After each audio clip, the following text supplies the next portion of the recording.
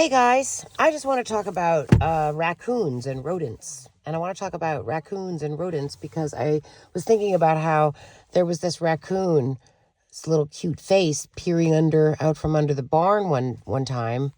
And it was so cute. I think I took a video.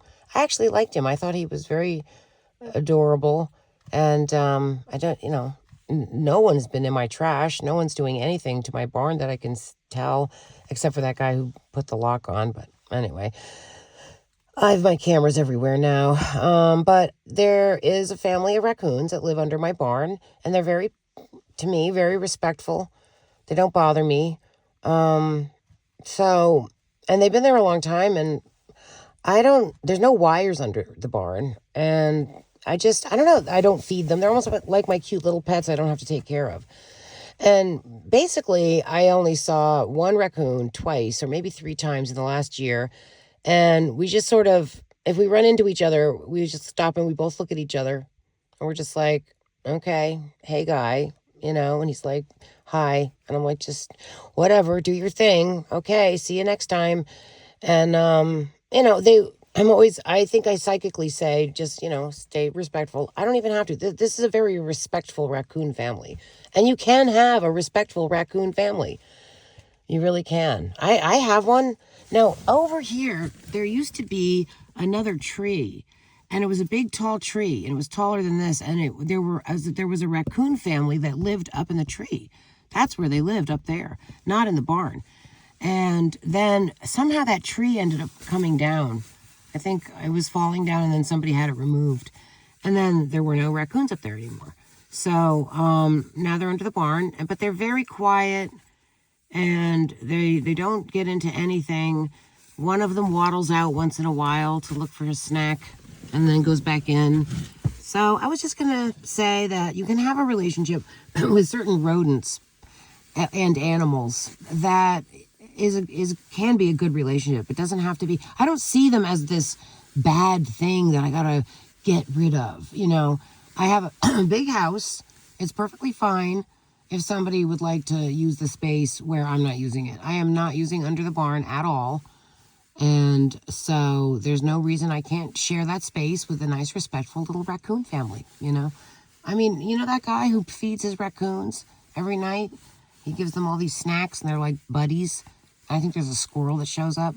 What's his name? I can't think of his name right now, but, T something, Mr. something, I forget.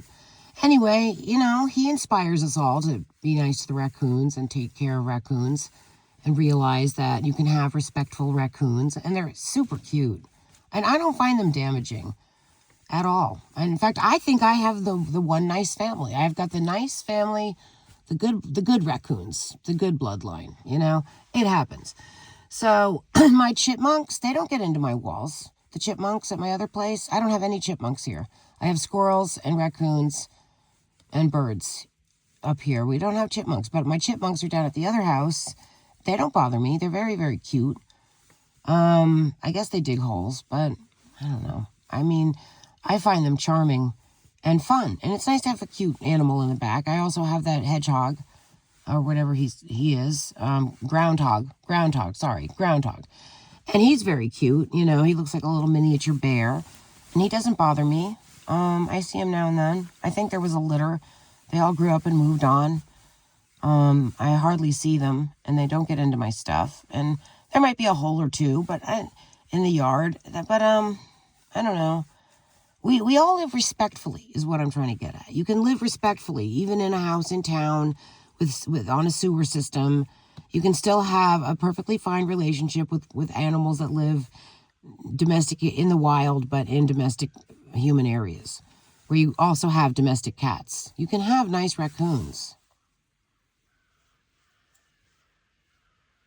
That looks like a broken glass.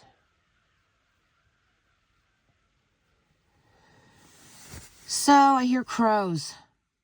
Do you hear the crows? Sometimes you see a cardinal out here in the winter. They don't mind the cold. They hang out. Crows always.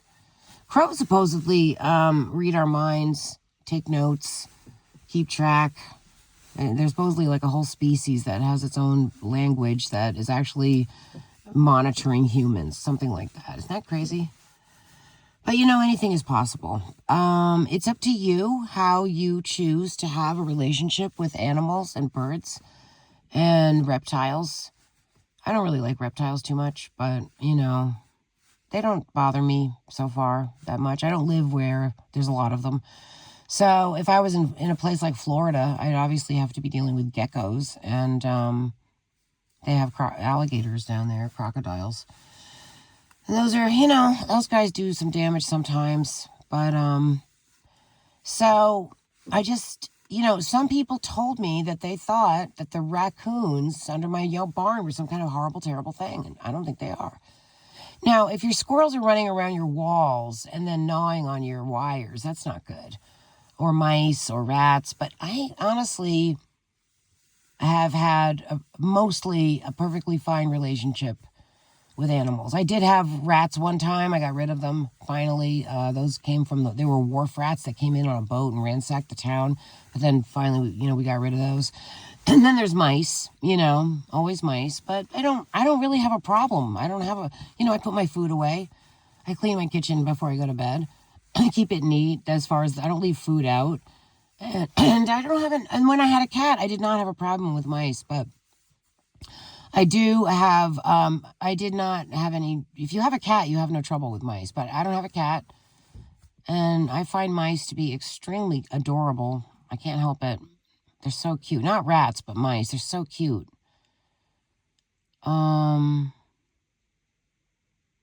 So anyway, guys, I just want to say that you can have a relationship with animals in your world that is perfectly respectful and psychic and compatible, and you can communicate with the animal via your psychic intuition and your psychic abilities.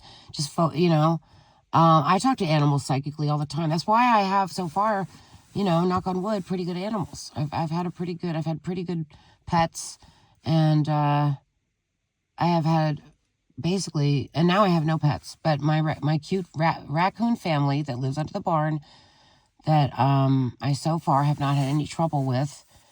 I don't think anybody needs to tell me that I'm supposed to get rid of these animals. They say you got to get rid of these animals. No, you don't. Not always. Not always. Sometimes you can have a vibe that attracts a perfectly fine, respectable raccoon family that doesn't get too crazy, doesn't throw tantrums, doesn't throw parties, doesn't get violent, doesn't attack you, doesn't steal your trash, doesn't make a mess, takes care of their needs, feeds themselves, you know, I don't see where they use any kind of potty around here. So they're very neat and clean. They don't bother me. And, yeah, you can have a wonderful relationship with a raccoon family that lives under your barn. And that's all I'm saying. And that was my point. And I just felt like doing a video because sometimes, you know, I know like people sometimes like to listen to me talk. And I know Richard Hart's one of them. And I know Dollar's one of them. And I know there's a lot of people that like to listen to my voice codes. And I only make a video when I feel that I have a voice code to share that might be worthy. And it's not even just what I say. It's more how I speak, or the tone of my voice, or the frequency in my voice, or the ability to inspire frequency changes, alterations that are hopefully for your benefit to lift you up. I'm here to lift you up. Me too. I'm here to lift me and you up together. And I expect you to help me lift as well. We all need to work together to lift each other individually and collectively as a group on planet Earth. That's how we make the Earth... that's how we save the planet from this evil reptilian, horrible control structure is abusing people still to this day. We have to stop it. Now, one of the ways you can bring up people's frequency is through laughter. If you can make yourself laugh, or make your friend laugh, or if you can make yourself laugh, that's when you're in the best position. If you can make each other laugh, then you're in a really good position. And if you make each other laugh, you bring each other up. Now, if a whole lot of people were laughing at the same time, at the same funny thing on Earth, it would probably lift it and lock it into a really high frequency. What do you think about that, guys? Possible? You think it's possible? Let me know. See if we can raise our frequency. Okay, love you guys. Big kiss. Thanks for watching. Love you.